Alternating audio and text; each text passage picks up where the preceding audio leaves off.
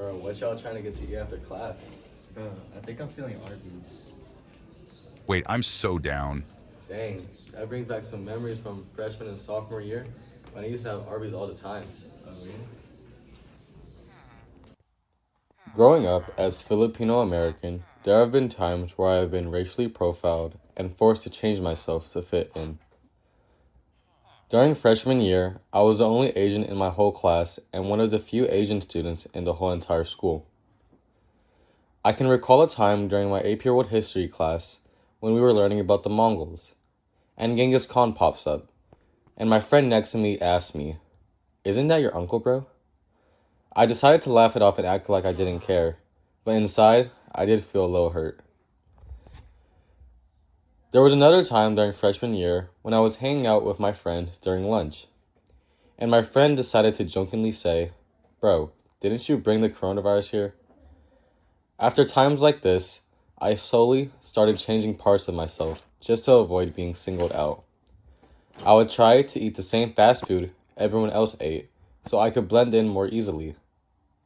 I even avoided talking about my culture because I felt like standing out would only make me a target for jokes. Oh, wait, damn, I can actually kind of relate to that in a way.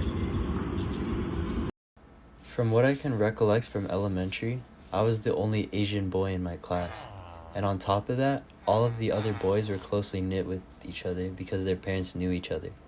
Since I was different from them, I never was really included in activities they did, like soccer and such, because they had no interest in getting to know someone different from them. Because of this, I was pretty lonely throughout my upcoming, and I learned that discrimination is true, even if it isn't direct, like with Ethan.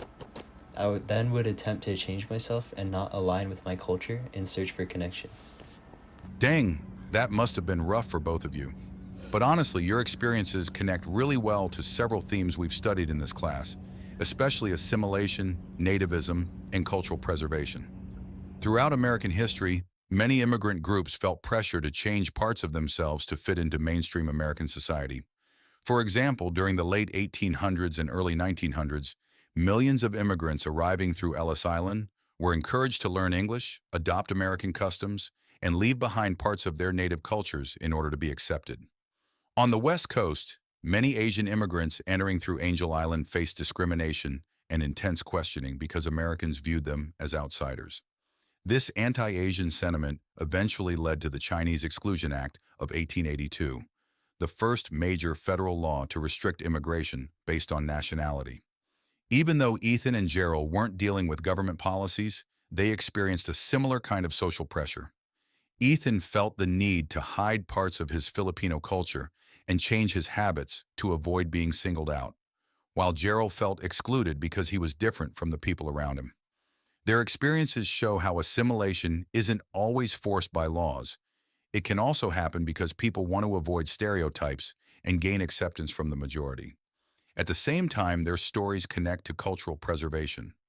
Many immigrant communities throughout U.S. history work to maintain their language, traditions, and identity despite pressure to assimilate.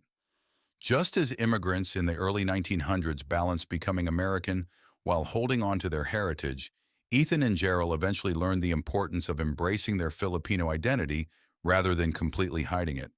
Their experiences demonstrate how the struggle between assimilation and preserving one's culture has remained a constant theme throughout American history. Well, this was like nice and very healing. I enjoyed being able to open up about my past experiences and stuff. Yeah, me as well. So I think it's time we start eating. I agree. All right. Hey, what about me? Yeah, I think that's enough. All right, cut. Wait, that was. Yeah, we'll just record you guys. Why? What, the behind the